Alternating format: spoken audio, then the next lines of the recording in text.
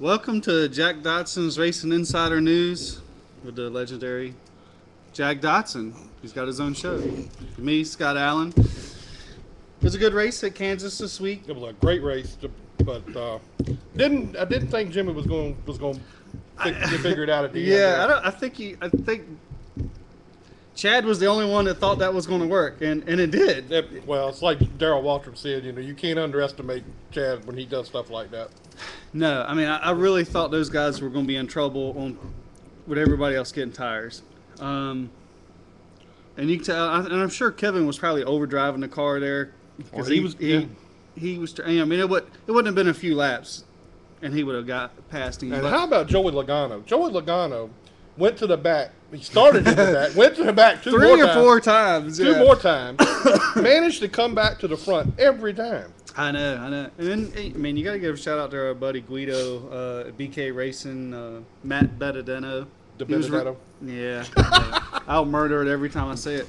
But for those guys, I mean, to be at one time be in the top 10, I know they got there by pit stops.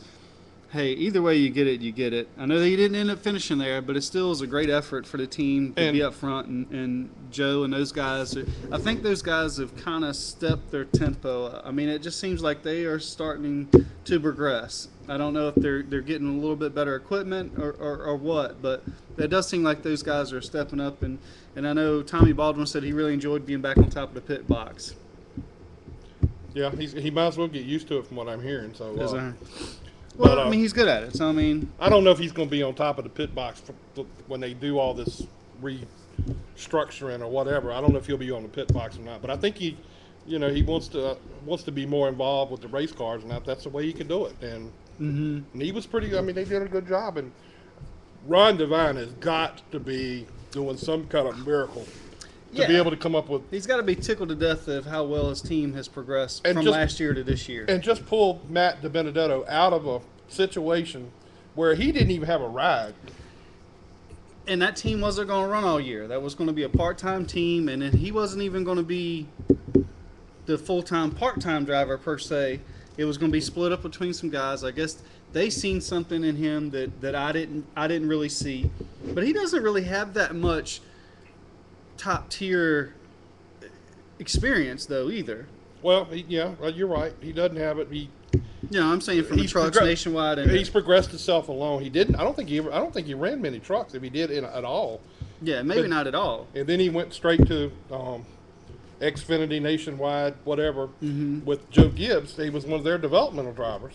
Oh, no, I didn't know that. Yeah, he was one of their initial developmental drivers, and then that kind of fizzled out because there was no sponsorship, and then he kind of moved around a little bit, and he ended up with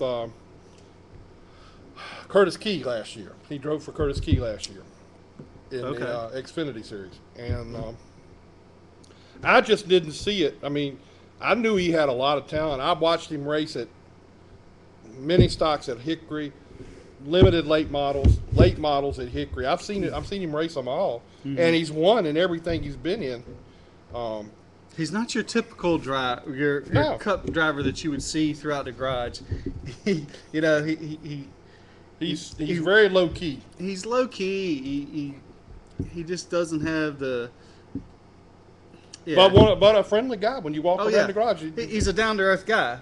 He's just like us, and he. Well, I think he can drive a little bit better than we can. Well, I'm sure he can do that. I mean, obviously he's got a ride and we don't. You got that right. Well, I mean, I got a ride out in the back parking lot there.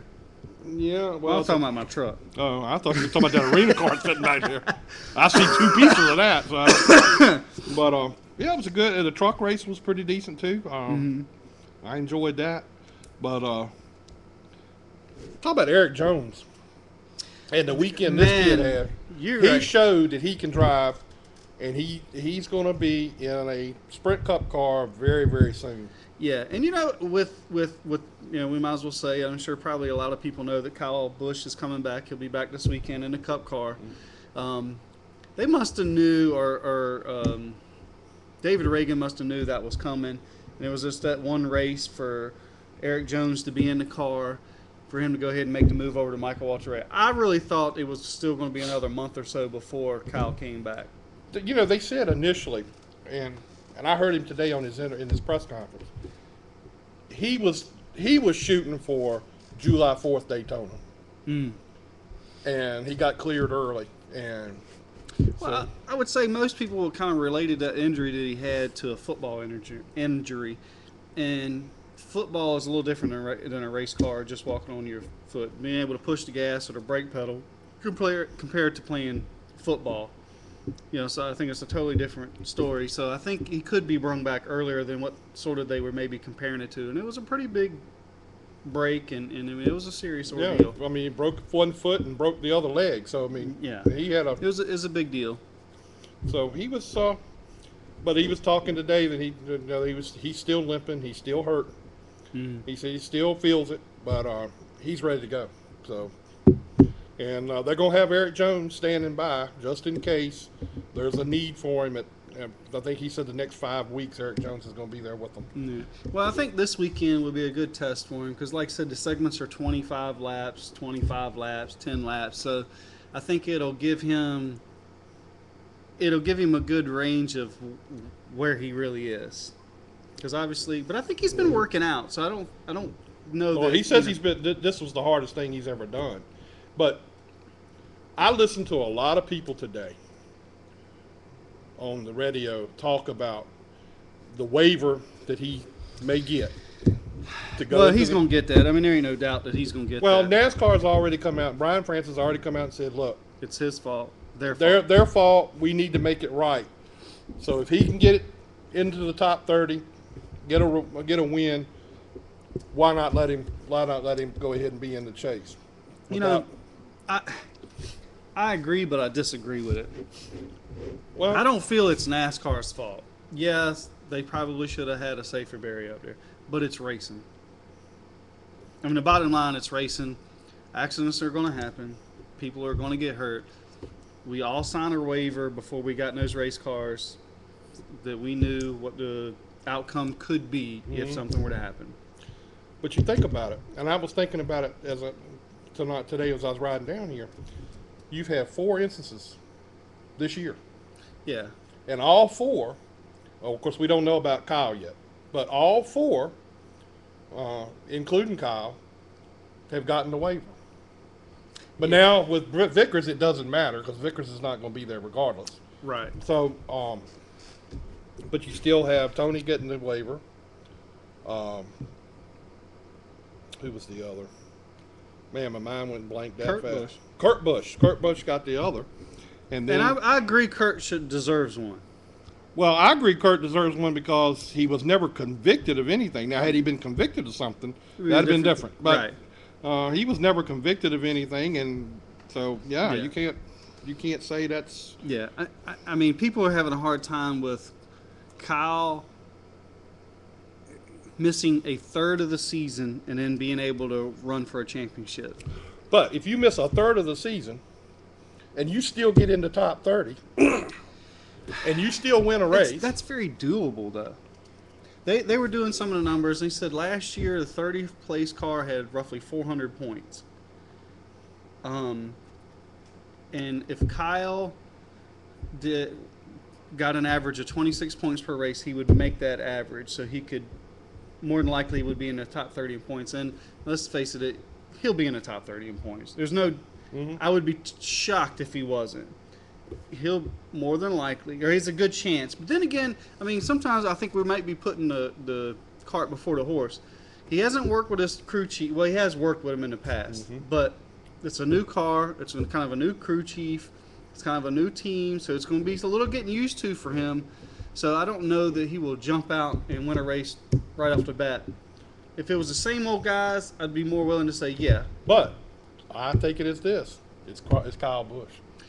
There's no doubt the boy has a supernatural ability.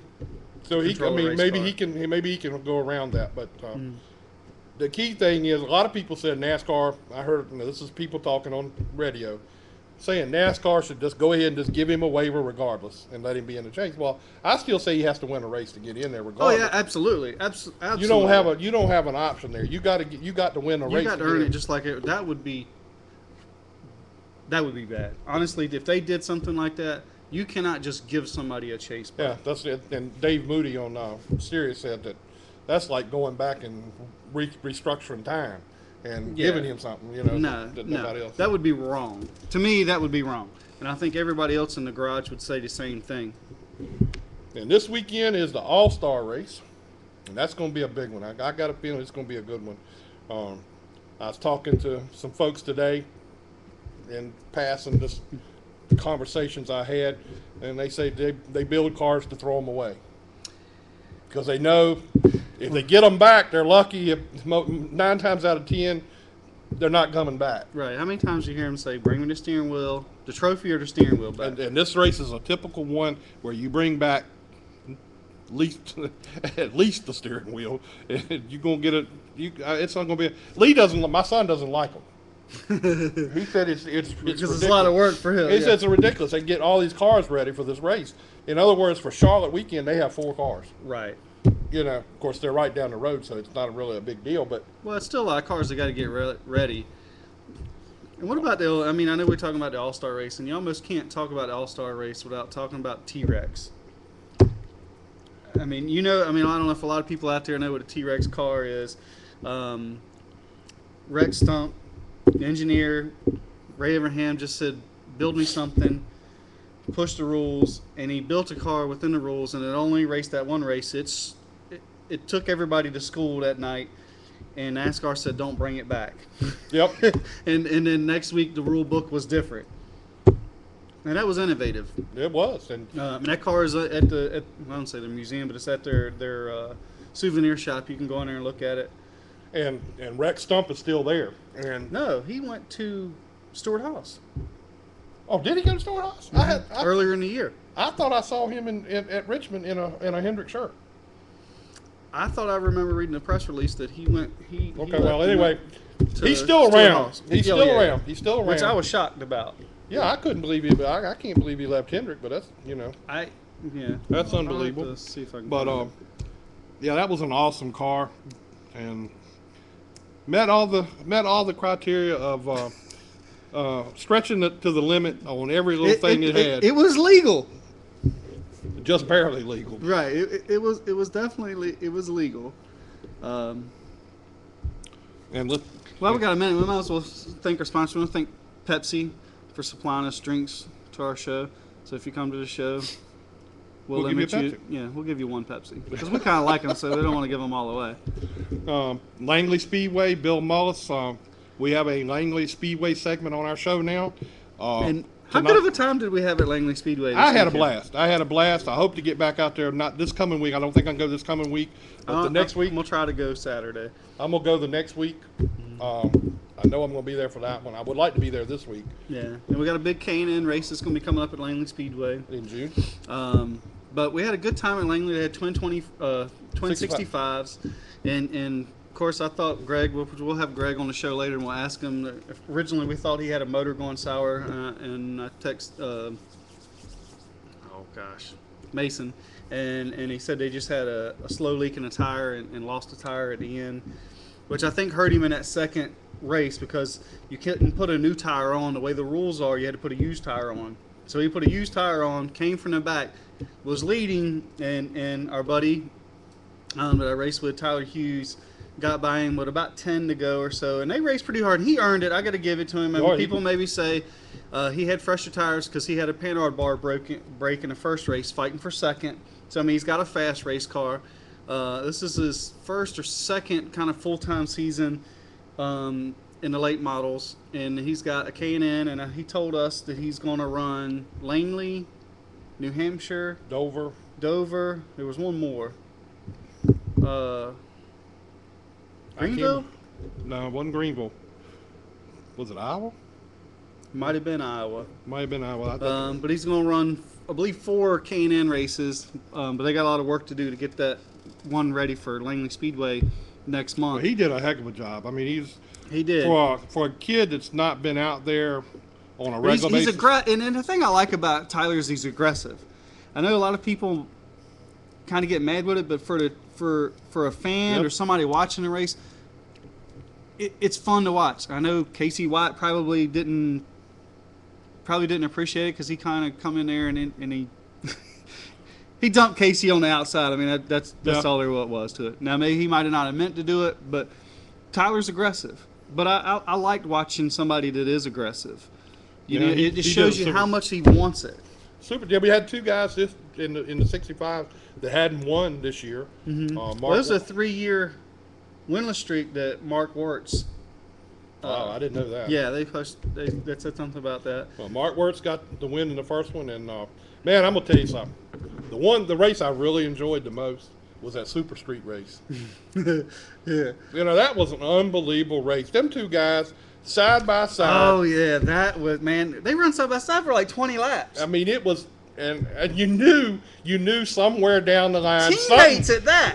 I don't know how their conversation was later, but that was, man, that was fun to watch. And I'm gonna try to get in touch with Reno Marchetti and get him on the show. Mm-hmm. And because I think that was the race of the night there with those 2 guys, and it was unbelievable. That was a good race. Yeah. So I think all of it was good racing.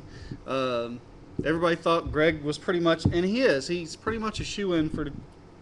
I mean, I'd say you almost. It's a little early yet. A little early. It is, but he has dominated the last few years. And you got Pulliam and Tommy Lemons coming this weekend. It's another. Is it this week? Yeah, this weekend. And then we got the 02 car or the 2 car, Matt Wirtz that we had on Matt Waltz that we had on last week. Right, he's coming. Yeah, he's going to be there this weekend. And Matt has done a good job. So he's going to have, Greg's going to have a little competition out there. He will. Danny looked a whole lot better than I heard he's been racing. Well, yeah, he hasn't raced full time the last couple of years, but he's got a brand new Creech car, and obviously his brother's helping him. So those guys are pretty close. They're just a tick off from his brother. I think he's got some small adjustments to do, which they tore the car up the week before too. Yeah. Or a couple of weeks before. So I mean, that was some good racing, and thank Bill Mullis for having us out at Langley Speedway, and we're going to be out there on a regular basis, one way or the other. He'll be there this weekend. I won't be, but I'll be back the next week. So you got to be back the next week. Oh, okay. No, you won't be here the next week. No, next week you're going to be on your own. I don't know. If the show goes down in flames, it's because I'm not here. Well, if the show goes down in flames, we're going to blame Joe Staples. Joe, you're in for it. We're going to blame Joe Staples because that's where it's going to go down in flames. But no, Joe's a good guy. He's going to replace Scott next week. No. We don't know that it's going to be permanent. Right. It's one of those. We're going to have to see. You heard. It's just a temporary thing. We've heard that before. Yeah. I would say, talking about how these cars are set up today, I was watching Tech over there afterwards, and Casey White got DQ'd for his left front shock. The rule now, which to me, I think it's kind of stupid. I guess they were using the shock to lock the left front to keep it low, and the shock has to stretch out within 90 seconds. It has to move 6 inches in 90 seconds. Well, obviously his failed, but everybody's just kind of pushing it. And I was talking to Phil Warren, and Phil works on Butterbean's car, and Phil's, God, he's been around forever. Yep. And I said, well, what are you doing now to try to keep? He's like, well, we're doing it with geometry and angle of the left front A-arm, trying to bind the suspension up to keep it hold the car down. So it's just so neat how, but the rule, which could have been an inexpensive shock rule, or could just be an inexpensive shock for somebody to do, now they're spending thousands of dollars trying to figure out how to go around the rule. I don't agree with the rule. It's supposed to try to save people money, but it just causes people to spend more money. And in my understanding now, everybody used to kind of build shocks and stuff. You can't build them now. You got to have somebody build them, and then you dyno them, and you just don't build them that much anymore.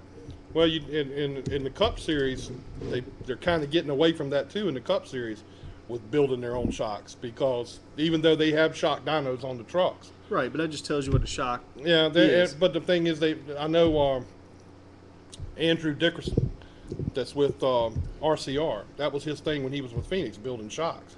And he used to build them. He would build 5 or 6 a weekend. Yeah. Well, and I think now they've kind of gone away from that. And basically, what you have there is what you're going to have with a race, so you might as well work with what you got. Yeah. So anyway, that's the way it is. Well, I guess as long as they don't let Mike Kluka build him, right? Man, yeah, and we're going to get Mike on here too for long, and that's going to be an experience. Matter of fact, we're going to give him a whole show on this. Yeah, he would definitely take a whole show. He's going to have more stories. And you know, we'll let him. The thing is, he come up to you and me at Richmond and said, "You know what my claim to fame is?" I was just getting ready to say that. His claim to fame is the last guy to change the tires on Dale Sr.'s car. That's a heck of a thing to be famous for, and just to and I can think of a couple other things that he's done that I would thought he'd been falling out of an airplane. I mean, you know, I would think that would be something you'd be remembered for. Right. But yeah, it's going to be a very interesting show. Yeah, Mike. We're going to we'll probably have a Langley Speedway section, and then we're going to have the rest of the show to Kluka, and that's going to be. Please turn in for that one. Yeah, that's going to be a good one. If you like to laugh like us, it's going to be a hell of a show. It's going to be a good one. No. You didn't finish all the things. Well, you got the list. Okay, well, Langley Speedway. You know I can't read. Now I can't talk. And Pepsi, Courthouse Imports. There's a guy that runs Courthouse Imports. He's a nice guy, and he gives us a good place to hold the show. Even though it was hot as I don't know what when I got here today. But anyway. Hey, he did turn the AC on and blow it on us. And boy, was I glad to see that come over here too. Miles of Seamless Guttering. Yeah. Explain that one. Miles of Seamless Gutter. If you need some gutters, please call Miles of Seamless Gutter. They're on. They sponsor me. We have kind of a deal with those guys, and they've supported my racing over the last couple of years. And I really can't thank those guys enough. And we got some stuff coming forward. So we're gonna have a big announcement and everything here. Yeah, maybe. From you, and have the Miles people here. Yeah, maybe we'll have some gutters and stuff in the display. All right, we also have, and I'm gonna let him explain this one too, because there's people out there who are interested in this. The Zims Foundation. A lot of people are, believe it or not, because I can't tell you how many people. We just kind of help bring awareness to the Zims Foundation, and a lot of people know what the Zims Foundation is. They raise money for MS. It's probably one of the only foundations that about 98% of the money donated to the Zims Foundation goes to the cause. It's not like they have almost everybody, I think everybody except the computer guy is donated time because nobody knows how to work the website or the stuff, so they have to pay somebody for that. But about everything else, people donate their time, and they do a lot of work in amongst, November, the gala's coming up. You can bid on some really nice autograph apparel. Yeah. But it's for MS, and you don't realize how bad the disease is until you meet somebody that has the disease. But I can't tell you how many people would come up to me at the racetrack and see it on my car, and they're like, "Oh, my aunt or my mom or I have MS," and you just don't realize how bad the disease is until you meet somebody that has it or has a severe case of it, which Ryan's mom does. And I mean, she's been confined to a wheelchair for 10 years or more that I've known him. And he's such a great guy, and he's a great role model for the sport. And they've been very good to us, letting us use their name and help bring awareness to them. They give us stuff to give away. So, like we gave some backpacks away. We've given shirts. We've got these wristbands to bring awareness for the Zims Foundation. And it's a great cause. Maybe I'll invite you to the gala this year. And it's an honor to be able to bring that here and show it every week, and to show it that, that we're supporting it. And it's an honor to be enough that they think enough of us to allow us to do it. Yeah, that's cool, and I really, we really appreciate that. And then there's Wild Bill's Custom Screen Printing. Yeah, Bill's gonna do some shirts later on. So if you want some screen printed shirts, you can call Wild Bill. I mean, you just call up and say, "Hey, I need to talk to Wild Bill," and tell him that you seen it on the show, and get you some shirts. They do some really nice shirts. I think they can do up to 12 colors, I believe. Of course, the more colors, the more expensive it is. But I mean, about every race car driver wants some shirts done, and we've been pretty fortunate. We got some nice shirts to wear, but we're gonna hopefully next year have us some Miles of Seamless Gutter shirts that Custom Wild Bills will make us some nice shirts, and hopefully whoever makes us sign up that we're going. Yeah, and I don't know if he's watching because he says he's watched it a couple times. We would like to have that. I mean, who is it? Because Vic. I ain't gonna call his name because everybody get on his case. So I ain't gonna do it. Vic Story. No, we're gonna get with him and get that. I'm gonna get that taken care of. And so anyway, yeah. So we'd like to thank those guys for being associated with us because it is a big deal for Bill Mullis out at Langley Speedway, Pepsi. I mean, how big and more of a product can you get than Pepsi? I mean, it doesn't get much bigger than that. And that's an honor, and that says a lot about me. I don't know about Jack to have Pepsi. And it's really an honor to have Bill in our corner too. Absolutely. At Langley to really support. He totally rolled out the red carpet and said, for us. What you need, go get it. And I went up in the press box the other night, and anything I wanted up there as far as information or whatever, they were willing to give it to me. It was a lot of fun. Talked with Chuck Hall for a long time. So it's a great facility. I mean, I think Bill is perfect for Langley Speedway, and I just hope that he can acquire the racetrack. All right, here's our first victim of the night. Hello, how you doing, Macy Causey? Good, how are you? I'm doing really good. Joining us now on the show is Macy Causey, late model driver out at Langley Speedway. Did we give you bad luck this weekend? I thought about it on the way home. We may have given you bad luck. I think it's Jack's fault. Hello? Yes. Did we give you bad luck the other night? No, you didn't. It's just it's been it's been a couple weeks. We've really been struggling this year, but you didn't bring bad luck. Well, now you is this your first year in the late model class up there, right? Yes, it's my first year in the late model at Langley Speedway. All right. So where did you start racing? Now I understand that you did some arena racing. Yeah, I did some arena racing and I did some bandoleros at Langley. So I've raced at Langley for quite a while since I was 8, but just now started in late model. But I did some dirt racing up in Upper Gloucester and Saluda at Virginia Motor Speedway and the dirt late model. And I raced there for about 2 years and finished 5th in points both years. And I'm still running up there this running full time at Langley this year. Wow, okay. You getting the best of both worlds, dirt and asphalt. Yeah.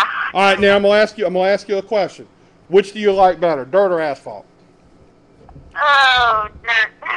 Oh, really? Yeah. A lot of people say dirt. I mean, and that's where I started racing on dirt.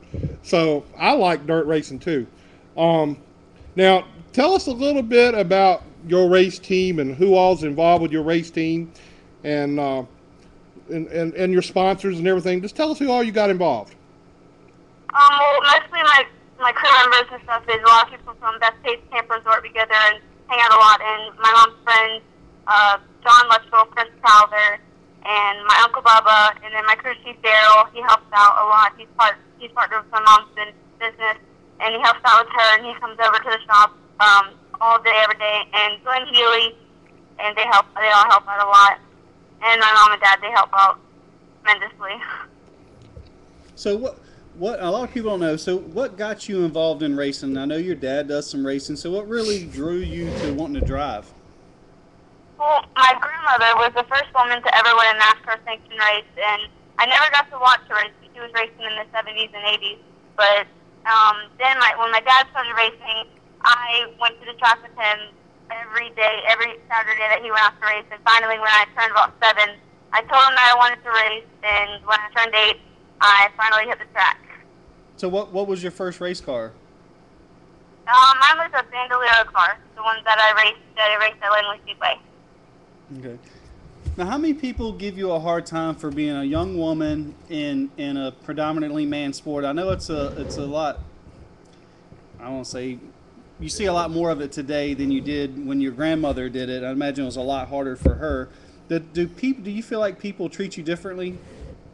No, especially the drivers. When I raced at Saluda, they all treated me the same, just like anybody else out there. and I actually kind of hoped that they would, and they actually did. So I haven't really gotten. There's not much I can say about it because I haven't had anybody that has said anything to me or anything like that. So they've been treating me really well, and hopefully for the rest of the season here at Langley. Yeah, I mean, I think that's a great. I mean, I think that's great that they don't. But I mean, years ago, I'm sure when your grandmother started, that it was a lot different. Yeah. Now, you did some arena racing. The guy sitting next to me right here does some arena racing. Tell us a little bit about your arena racing when you were doing that. How good were you? How many wins did you? I was pretty good.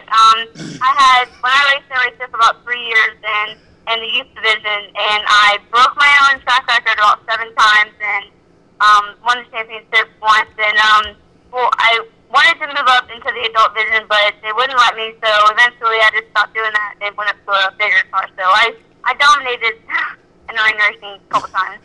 She was pretty fast. I mean, she out-qualified me in the youth division, and I was in the adult a few times.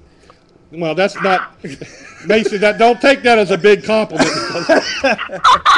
If you've never watched this guy race, you wouldn't take that as a compliment. I was trying to get to the fact that maybe you could come out and help him learn how to do an arena race. She probably could. Now, what is your plans? You're going to run Langley full time for the rest of the season. What are your plans? Are you looking to go to other tracks? Are you looking for anything like that? Or are you just going to stay at Langley for now and try to get better there and then move on? Or what's your plans? Yeah, well, just trying to get good, at least find some good luck at Langley and see how far I can go, see how I end up in points, and maybe run some other tracks. Not quite sure where, but that's pretty much it for right now. Where do you see yourself? Let's say 5 years from now, where do you want to be? I ain't gonna say where you think you ought to be, but where do you want to be? I wanna get through college, but after that, I wanna make it to Cup. I really do.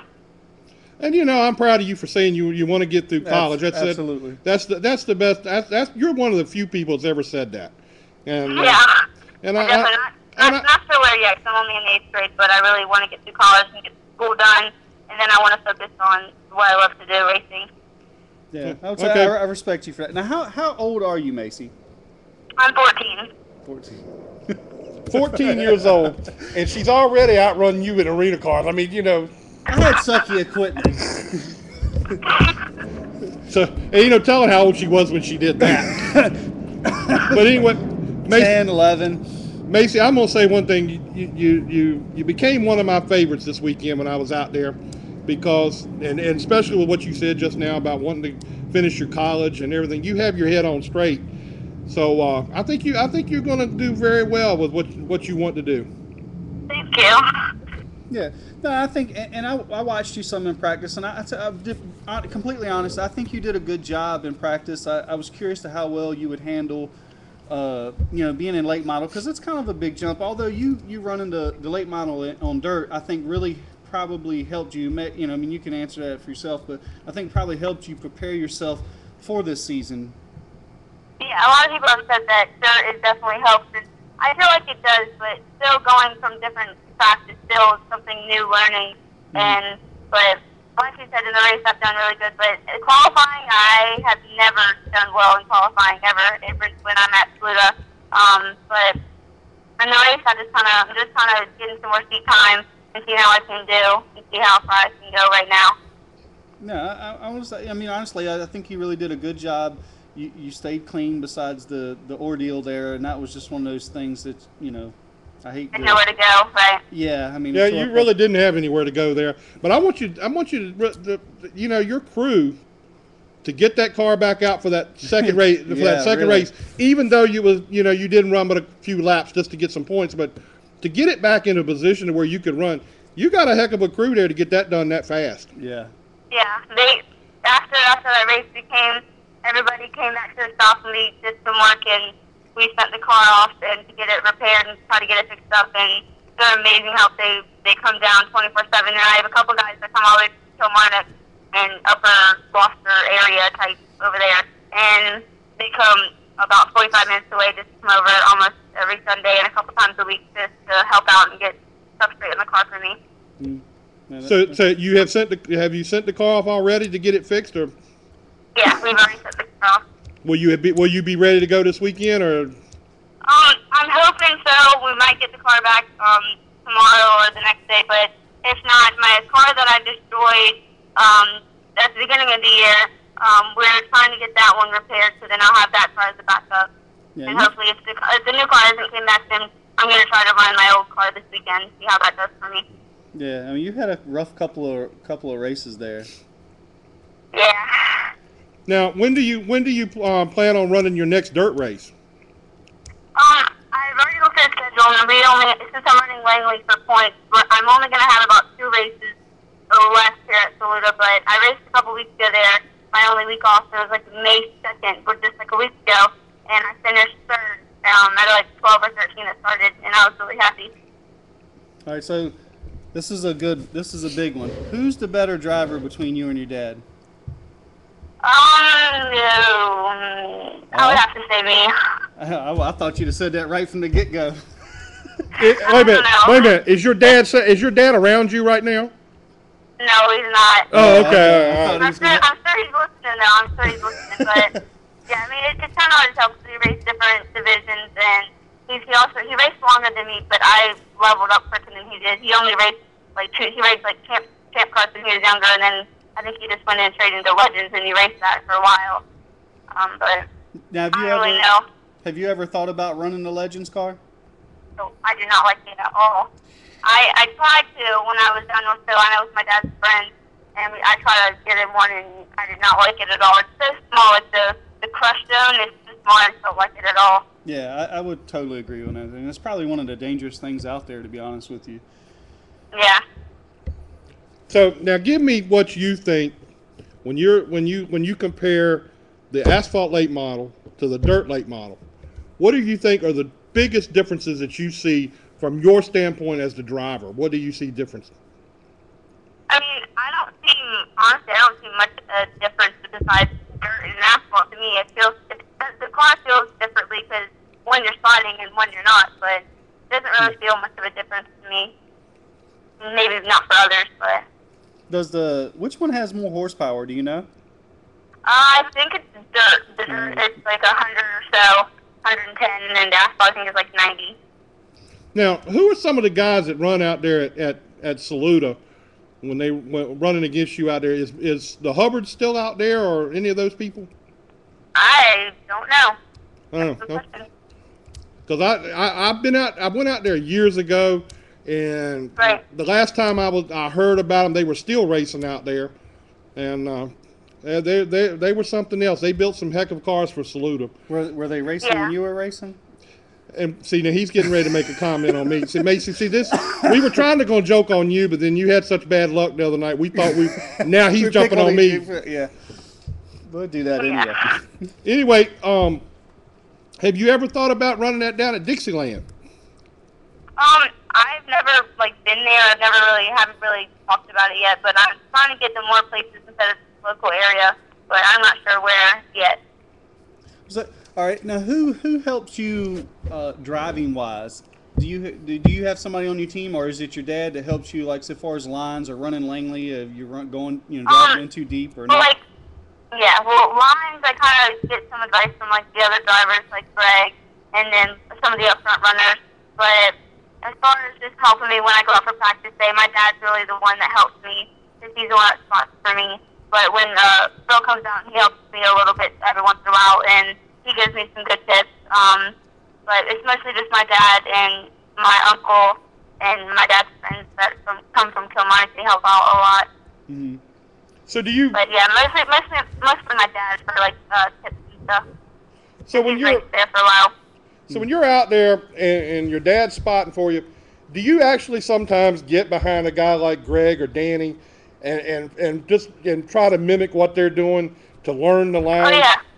Last race, I actually did, and I could keep up with Greg, and I caught up with Greg and stayed with him for a while. And then once he was a lap car, so I didn't want to mess up anybody else's stuff. But I could stay right there with him. It's just when I'm on my own, I get sidetracked, and I try to sometimes will follow other people's lines and get all messed up. So I'm slowly learning and seeing what other people do versus what I do, and just learning and see which line is best for me.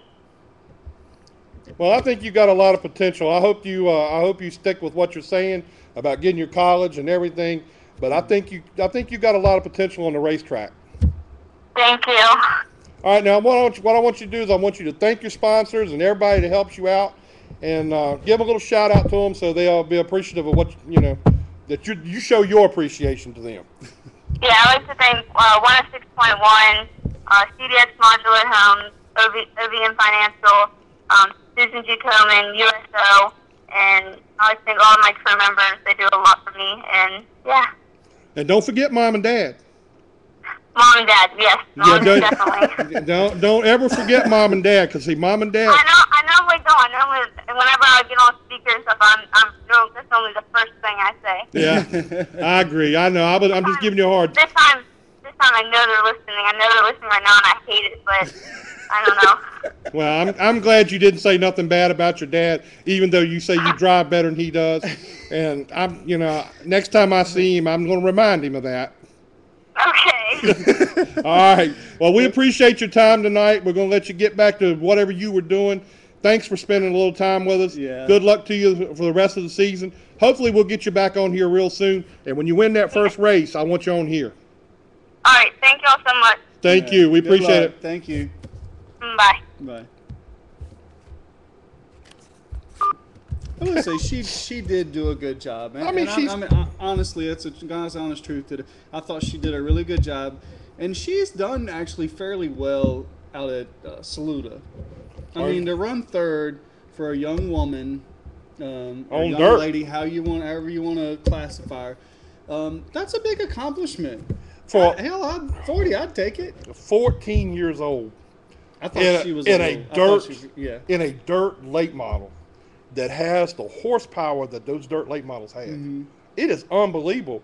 And then to be able to sling that car, because when you're at Virginia Motor Speedway, you got to sling that car a little bit in the turns. There's no other way around it. And for her to be able to do that and finish third, finish fifth in points for 2 years, I'm impressed. I'm totally impressed. Absolutely. We see a lot of times, we see a lot of kids that come along, and I think they've brung them up too soon. Yeah. But honestly, I think they've done a really good job. I think her parents have done a good job of bringing her up, kind of at her pace. They probably push her a little bit, which that's what you're supposed to do. But I don't think they've over pushed. And I think, and another thing I think is really cool, and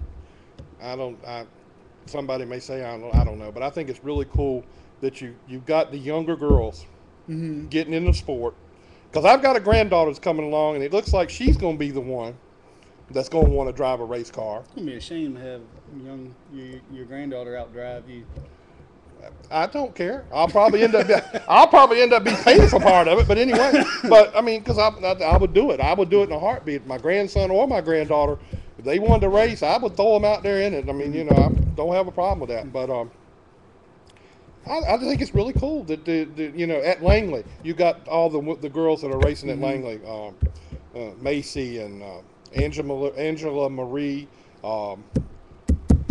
Maddie Ryan. It's really good to see that. It's good to see it. It's good for the sport. It's good for Langley Speedway. I mean, they've got Maddie and Macy have got big sponsors, radio station sponsors on their car. Those are huge deals. That's a big deal. And you listen to the way Macy talked. We had Maddie on here before. They know how to project themselves, and I think it's great to see. And I will say, just as you said, I totally respect her putting school first. Yeah, that shows what the parents have instilled in her, that that's what's more important. It is. And along those lines, having a dad who raced like Rhett raced, having he can relate to things a little bit better than say a dad who never raced a car before. Right. Kind of like Peter Steele. Well, I'm not calling names, and I don't know a whole lot about Peter Steele. You heard him say it, not me. But what I'm saying is, and we got our second victim. 3, 8, 5, 2. How you doing, Mr. Edwards? Hey, how are you? I'm doing good. Now joining us on the show is Greg Edwards, another late model driver from out at Langley Speedway. Glad to have you on tonight, Greg. And 4-time champion at Langley Speedway. A 4-time champion. I'm telling you. That's right. Thanks for having me. No, we appreciate it. Now, give us a little update on what happened the other night. Now, we were setting up in the box, and we kept hearing the motor was going bad, this and that. Was it the tire guy? Yeah. Hey, we just ran over something with dry rear tire and put a hole in it, and it was just slowly leaking down. And I was out there running. It started going flat, and it started backing up. But I was hoping for caution, and it never came. So it finally got so flat, it was basically on the rim, sliding around there. So we just came in and parked it. I think we parked it on the white flag lap. So it was just unfortunate. We really had a car that I thought was very capable of winning. Oh yeah, I totally agree. Now, what's the rule? A lot of people, I don't know if a lot of the fans know the rule. When you got a flat for the next race, you couldn't put a new tire on. You had to put a used tire on. Yeah, that's what they told me, and actually, that's a new one to me. I didn't know that we couldn't. I don't know how they monitor that. I mean, it's kind of like, I put an old used tire on, but I guess in the same sense, I could just keep a real good set of tires just for that in my pits. I didn't weren't thinking about that, and we didn't really have a good set of practice tires. We just had the original practice tires we bought at the beginning of the year, so the tire I got to put on there was the best I had, but it wasn't great. Now, I'm gonna put a hypothetical. Well, it's not a hypothetical. It happened. The guy that won the race, Tyler Hughes, had a problem in the first race. You have to start the second race with the tires that you had from the first race, and yet he had maybe 30 laps less than everybody else. How is that? I mean, how does that play out? I mean, to me, that doesn't seem to be the. And I know everybody's going to say that's racing, but I still think that's not the way it should be. Yeah, I don't know what the answer is to it because if you do less than half of the laps, is what they agreed on, then you can't take the cone all night, and you can't take a free pass and several other things. But if you calculate it right like he did, he had problems early, so they got their problems fixed with the track bar, and he rode around fairly slow, saving his tires the best he could until he got the minimal amount of laps and parked it. So, I mean, it was them using their strategy and doing what they had to do, and it definitely was quite a bit of an advantage compared to all of us who ran all the laps on our tires. Yeah, because that's what I was looking at. It just didn't look like to me that was a good situation because he basically used those good tires to go around all you guys. Yeah, I mean he did, and it's not the first time it's happened. It's happened at different tracks too. So he took advantage of a bad situation for him the first race. So if you really want to take advantage and get a win that way, he wasn't trying to do that. It's just how it worked out with his track bar breaking. Yeah. And I probably would have tried to do the same thing if we'd had a problem that early. I probably would have gone out and just completed my halfway, half the race distance and try not to hurt the tires at all and save it for the last race. So, right. He didn't do anything I wouldn't have done in the same situation. Whether they can change the rule to make it better, maybe if somebody can come up with something better than that. But I'm not sure what that would be. Now, what are your plans for the remainder of the season? I know you're going to probably run at Langley full time, but are you going to be running other places too that on the East Coast or whatever?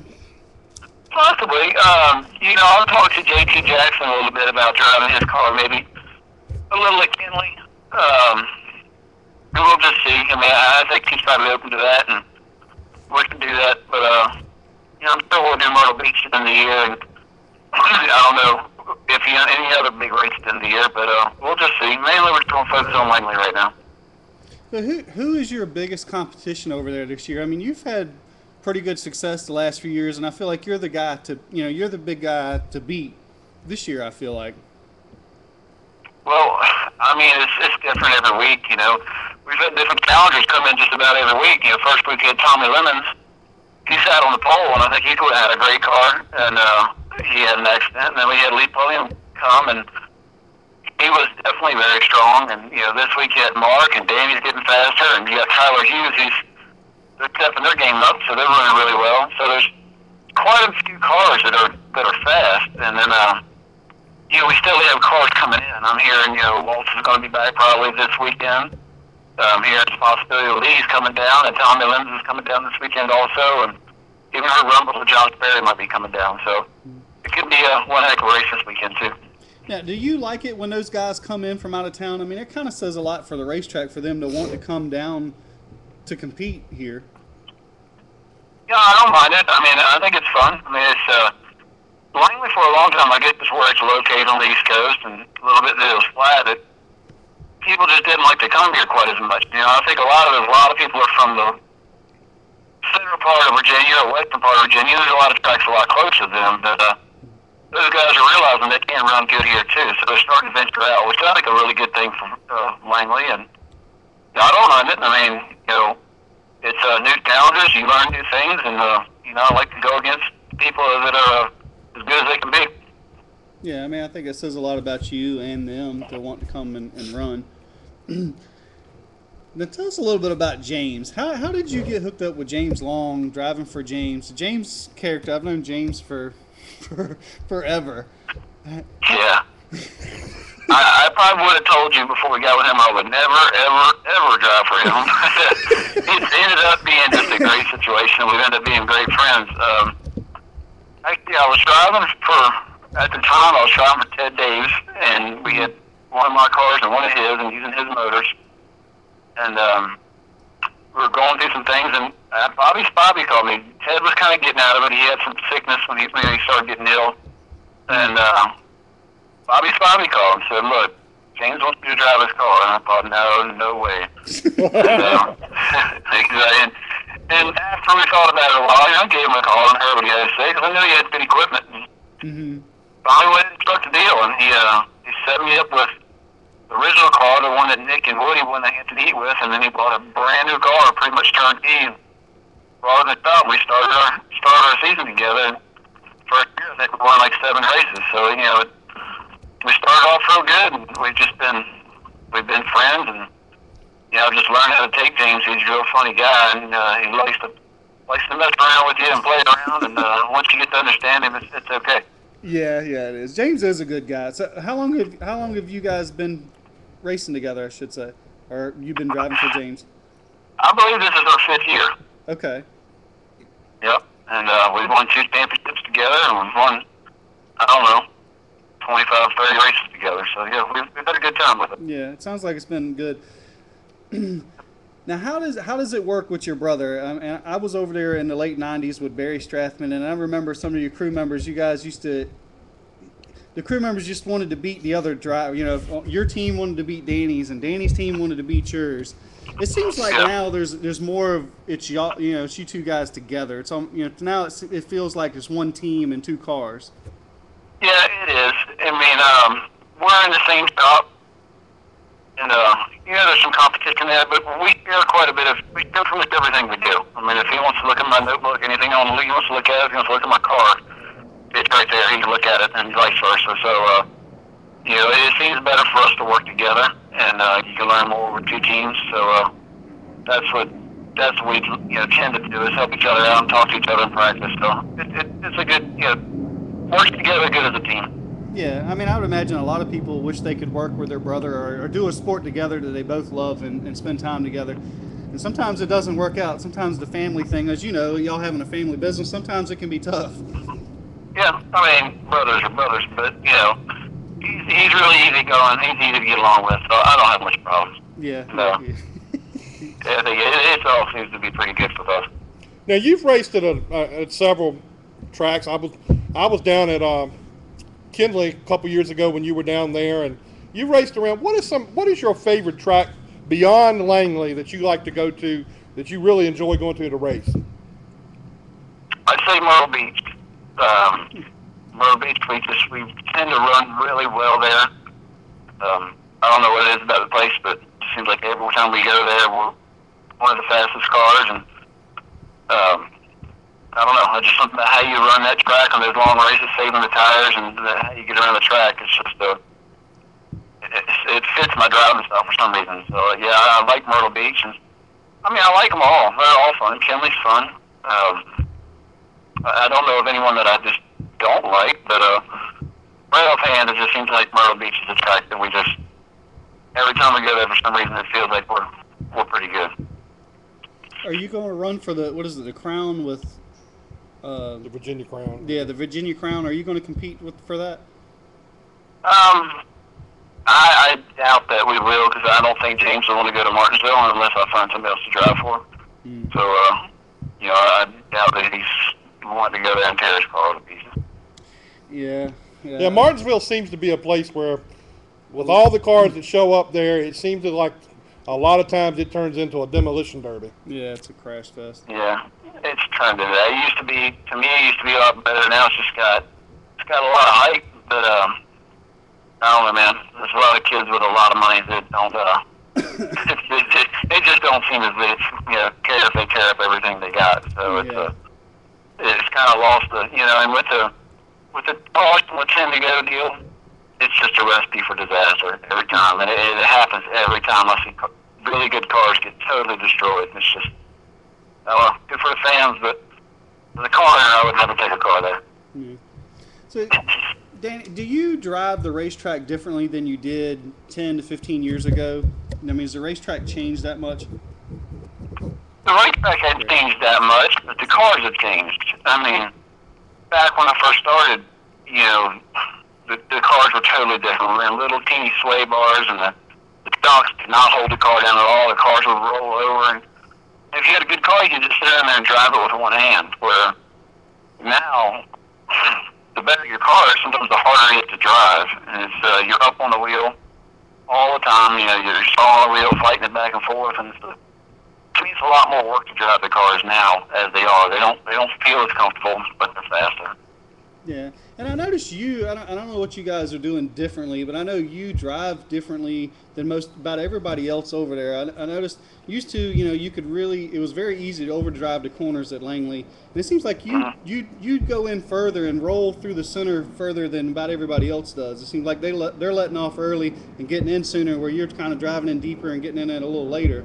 But it's working, Yeah, I mean, it goes both ways, depending on what your car is doing. Sometimes you back the corners up and you go faster. Sometimes, depending on how your car sounds. If your car's good and comfortable in it, you can drive it on down in there as long as it'll turn. So, that's kind of, for me, different on different days. If you're free on entry, you got to back the corner up. So it's just, I think a lot of it's just been on how people's cars are. And my car has just been really comfortable on entry. This year, especially, and part of last year, so that's just, I guess it's just the car is allowing me to do that, so that's what I go ahead and do. Now, what do you really let Mason do? Well, actually, Mason just came on, and he's doing a great job for us this year. He's doing our tires. He started doing our tires in Myrtle Beach last year, and he picked out 3 perfect sets for the race. So I couldn't ask for anything better. And that's why he's actually doing a good job, but he does like to. Yeah, he's a good eat a lot kid. Of chips, eat a lot of hot dogs, and he's the social butterfly of the team for sure. Yeah. Yeah, that's an understatement. Yeah. I love Mason. He's a good kid, but we always like to get That's how you know if somebody likes you or not. As much as we pick on each other, but he is a good kid. That's why I asked you. I said in the beginning it had to have been the tire guy was wrong with the tire. That's right. That's right. He does take himself serious, though. I mean, he takes the tires very serious, and I've been proud of him the last year and a half since he's been doing it. He's been doing a good job, so hopefully he keeps it going. Yeah, he hasn't tried to talk you into letting him drive yet, has he? No. No. That was an emphatic no, so I've got a feeling that ain't going to happen. No. Well, Greg, go ahead and give your sponsors some credit and all your team, all you guys on your team and everything, and tell them, show them some appreciation. All right, yeah. Especially Mason. Especially 97.3, the Eagle. We got just a bunch of people. It's probably High Racing Engines, Creek Race Cars. Let's see, Brower's Mechanical, and just everybody that makes this thing go. My crew chief Phil Goodwin, he's been doing a great job this year since he came on. He came on year before last, and I think we've won about, I don't know, You guys 13, 14 races since he came on. We've won most of them since he's been there. So that guy, I don't know what he brought to us, but I think he just brought a different sense of attitude towards the team, and it's got everybody pumped up, and he's been doing a really good job. Well, we appreciate your time tonight, Greg, and hopefully we'll see you out at Langley. I think Scott's coming this weekend, and I'll be back the next weekend, but I really enjoyed being out there. It was one of the first times I've been to Langley was this past weekend. So, and I really hope you have a good season, and hopefully we'll get you back on real soon. All right, man. Thank you. Thank you. Appreciate it. Greg. All right. Bye. There's another guy that's done well out there at Langley. His dad's been a supporter of Langley Speedway for years. Danny's class, they're everywhere. I mean, one time they had a ton of stores. I got one in Franklin. I've had to go there a couple times. I mean, he's been there for a long time. 4 championships. His brother's got 5. And it's 9 championships between the 2 of them. And his brother is very laid back, Danny. But they're both good guys. And it's fun to watch them. It was fun. I'll tell you, in the last few years before CJ, damn, I'm drawing a blank. Falk. CE Falk. It was fun to watch those 2 guys race each other because they wanted nothing more than to beat each other. And both of their car owners pretty much hated the other one. I don't think CE and Greg were that much at odds, but certainly the car owners were. But it was great fun to watch those guys race, and it's kind of it's nice to see some other people come out. And I think Tyler Hughes is one of those guys that can kind of fill that void. He's that kind of aggressive, which Falk was a little aggressive, but he was still kind of reserved. But it's fun to watch those guys race over there, and he does a good job. And the fact that you're getting guys like Lee Pulliam coming down from time to time. You mentioned Tommy Lemons, and I mean, I think that's a compliment. These guys coming here, I think they like the competition level here, and absolutely, obviously, and I'm not speaking negatively of any other tracks, but obviously there's something that Langley Speedway is attracting these guys in the late models because they're not getting the late model counts in other tracks right now. Mm-hmm. Hey, look at Tyler Hughes comes a long ways just to run at Langley Speedway. He's right up the street from Old Dominion, which I guess will be opening up soon from what next I've heard. year sometime, yeah. But he comes all the way down here because he wants to race against good quality cars, and he wants to get known. And up there, it's I don't know. I don't know what's up there. Well, you could go to Shenandoah and run late models at Shenandoah, but you're not running the competition you're going to have here. Right, and I don't think Shenandoah is a Langley sanctioned track. I mean NASCAR sanctioned. NASCAR. I don't think it is either, but they do have a late model series up there, right. And I think they've had a couple. Of the heavy hitters go in there. Yeah, I mean, I think they have a crate engine or I don't know something, but he can't. I don't know exactly where Tyler, but he's up north there. He's up way past Manassas, up in Delaware. He's actually close to Dover, if I'm not mistaken. But he comes a long ways to race at Langley Speedway, and that says a lot. Like I said, we'll probably have him on. I'm trying to get a hold of him now, so maybe we'll get him on the next couple of weeks. But talk about his first win at Langley, his first late model win. I mean, that's a big deal. That's a real big deal for him, and he did a great job. It would take I made the deal about the 30-lap tires and everything, but that's racing. I would have done. Yeah, it is racing. I would have done the same thing. Yeah, and Greg said he would have done the same thing too. So it's not like he planned it and parked. He broke. I mean, obviously he broke a Panhard bar, and I forget who loaned him a Panhard bar. I can't remember now. The 55 car, Mark Wirtz loaned him a Panhard bar, and they got it fixed and stringed it up and got it close and ran and did well. I mean, so take nothing away from him. Yeah, did well. I mean, he came from the back, and Greg made him earn it. He did not just pass Greg and go on to win. Greg made him earn it. But they both came from the back and finished 1-2. Well, we appreciate you being with us tonight on Jack Dodson's Racing Insider News with the legend, Scott Allen. We appreciate it. CJ's not? I don't know. I haven't heard from CJ again, so I don't really know. So, nope, haven't heard anything from him. Right, so then we'll pick him up next week. Well, we'll try to get him. We'll try to get him on again real soon. He's supposed to make us truck day. Truck. Is his first truck race? Well, I think it's his season debut this week. Right. Not this week. Yeah. Well, next week at Dover. Week after weeks. Yeah. A couple weeks at Dover. So we'll have him on between now. Friday night. They're racing Friday night, if I'm not mistaken. No, so we'll have him on before he goes up to Dover, hopefully. So anyway, they got those real. Maybe we can talk. You think we can talk about some real glasses? I don't know. We could find out. We can find out. We'll just ask him on the air, and he can't say no. As long as he don't go on no other show after, Do you think people go on another show after that show? I really think that's a possibility. Yeah. It looks like Well, I'm not going to say what it looks like. Some guests go from here to somewhere else. I just but that's cool. We'll deal with it. But no, we'll thank Langley Speedway. Really want to thank those guys. We had a Langley Speedway segment. We had 2 people from Langley Speedway that are doing great over there. And Bill Mullis, thank you, Langley Speedway. Man, I'll tell you what, I haven't been over there that much. I've been to a couple races. I went to the Heat a couple times. When Woody won it one time, I was there. I haven't been over there that much to Langley, but I'll tell you, I enjoyed it this weekend. I think this week, because there's some heavy hitters coming in, it's going to be a great race to go see. Like I said, we got the O2 or Matt Waltz. I'll never get anybody's name right.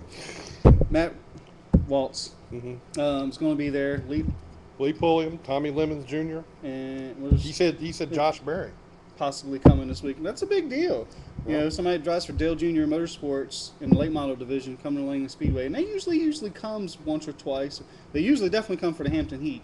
Well, and I think a lot of guys come before the Hampton Heat to get themselves. And that may be why Lee and those guys are coming to run some. So it should be a good race to come watch. Well, you let me know how it goes. Scott won't be with us next week. He'll be on the Great Open Sea. Yeah.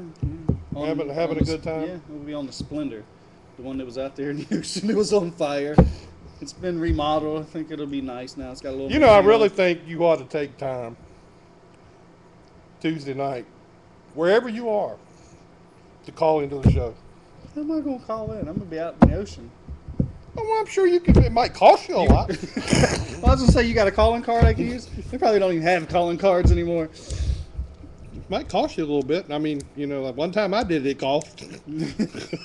It'd be an expensive thing.